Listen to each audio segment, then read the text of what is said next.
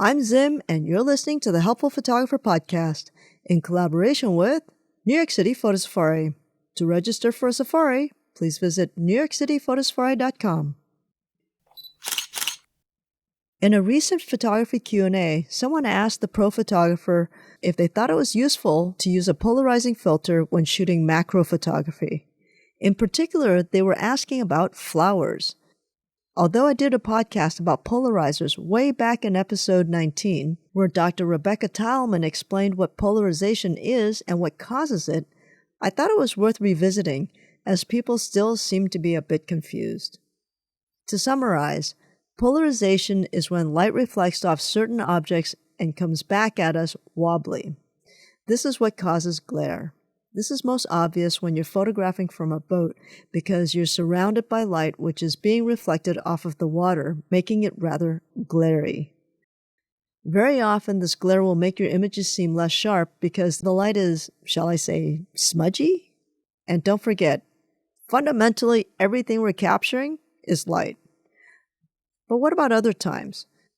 Surely there must be occasions where you would want to use a polarizer other than with water, right?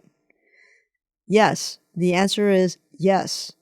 I think the best way to know when to use a polarizing filter is simple. Use a polarizing pair of glasses. If what you see is improved by the glasses, then you would want to use a polarizing filter. It's as simple as that. I had noted to Dr. Talman that very often my polarizing sunglasses seem to make things sharper. I have pretty good vision, but the sunglasses just seem to make my vision even better. This is because the sunglasses polarize the light, and in doing so, it made the wavelengths of light travel at a straighter line before it hit my eyes, and therefore the scene is less smudgy. So if you find that the object you're shooting looks better with the glasses on than off, then use a polarizing filter. If not, then don't. It's that simple. So in the case of the flower, the answer is no. You would not use the polarizing filter in most instances. Why? Because most flowers have a matte surface, so you don't get a lot of glare bouncing off their surfaces. On the other hand, if you're shooting a flower like the anthurium, I hope I pronounced that right, it's also known as the flamingo flower, which has a shiny, waxy finish, you would likely benefit from using a polarizer. Another thing, I was recently in New Zealand shooting landscapes, and in particular, I was shooting a river that was crazy clear. The water is so clear that you could see the rocks on the bottom of the river. Without the polarizer, the photo did not show how clear the river was due to the glare from the sun on the surface of the water.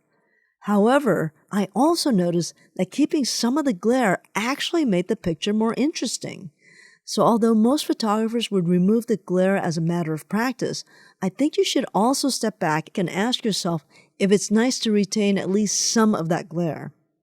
I wish there was more of a black and white answer, but at the end of the day, this is an art, and there's never just one answer.